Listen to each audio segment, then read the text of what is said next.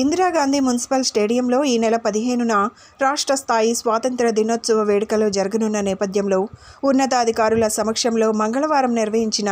Full dress rehearsals విజయవంతమయ్యాయి. రాష్ట్ర DGP CH Dwaraka Tirumalarao, ప్రభుత్వ principal secretary S Suresh Kumar, NTR జిల్లా కలెక్టర్ డాక్టర్ జి సృజన,